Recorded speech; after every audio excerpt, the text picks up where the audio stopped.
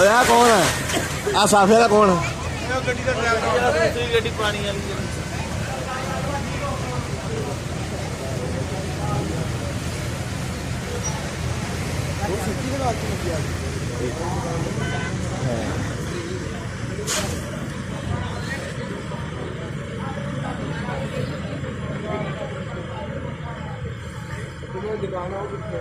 देखिए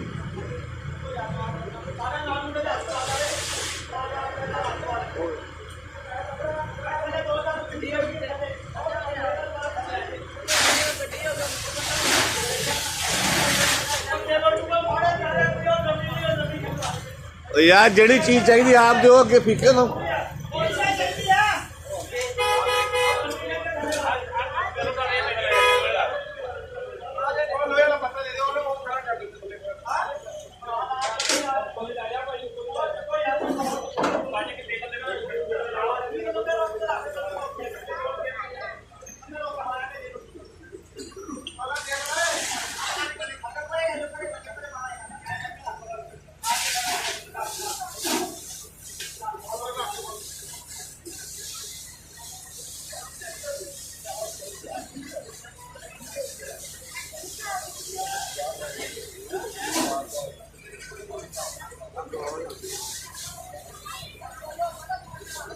सारा तो सिस्टम जाता है डीजल का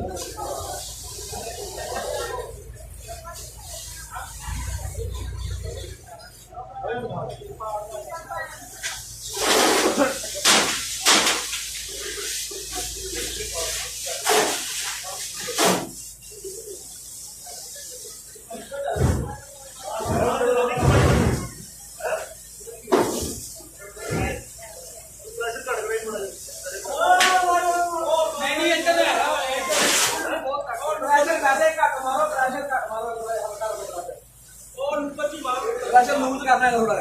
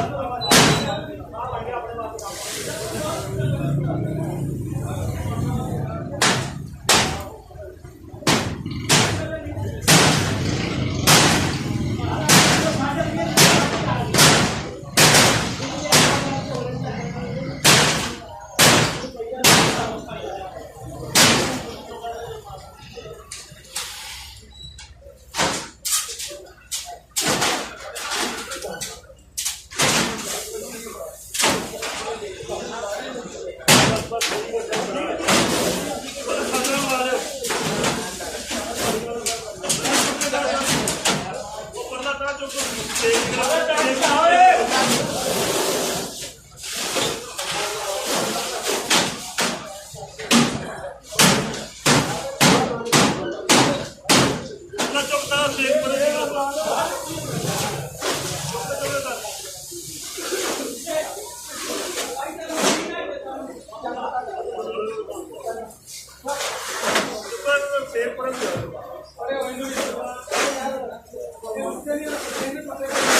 देखिए तो अपनी दुकान दे ऐसे चीजें देखने मिलेंगी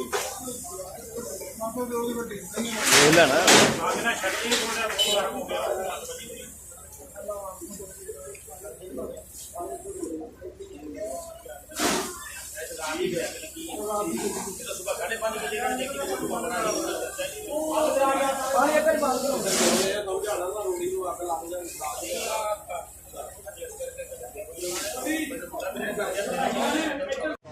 ये इलाका है आई ब्लॉक का स्पीरियर कॉलेज और इम्पीरियल कॉलेज के सामने ये बिल्डिंग है। यहाँ पर आग लगी थी। ये मौके पर 1122 वाले ये SHO सिटी साहब मौके पर मौजूद है। इनसे पूछते हैं क्या सूरत है।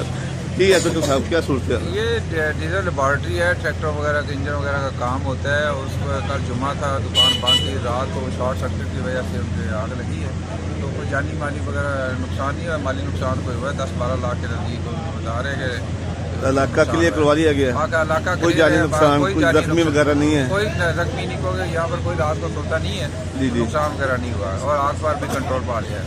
जी सर आप जी कोई जानी नुकसान नहीं हुआ। तकरीबन हमने इलाका क्लियर करवा लिया है। आग मुकम्मल तौर पर यानी कि पूरा होने चुकी है, मुकम्मल तौर पर आग बुझ चुकी है और दुकानदार जो नुकसान हो काफ़ी हद तक हो चुका था जब हम पहुँचे थे। जब इतला मिली उसके बाद हमने इसे कंट्रोल कर लिया। अंदाज़ा कितना नुकसान हुआ है? आप इंचार्ज हैं यहाँ के? जी आपका नाम क्या है? Ejaz Bhatt ji shift in charge. अंदाज़ा तकरीबन 10 से 15 लाख का बता रहे हैं। अच्छा जी। बाकी वो 8-10 दुकानें थी वो उनका सेव कर लिया सामान, मौके पर पहुँच के अब आग पर मुकम्मल काबू है? ये बाग पर मुकम्मल काबू है। कोई जख्मी कोई कोई किसी जख्मी नहीं है और कोई भी माली नुकसान है, जाने कोई नुकसान नहीं। जी हाँ।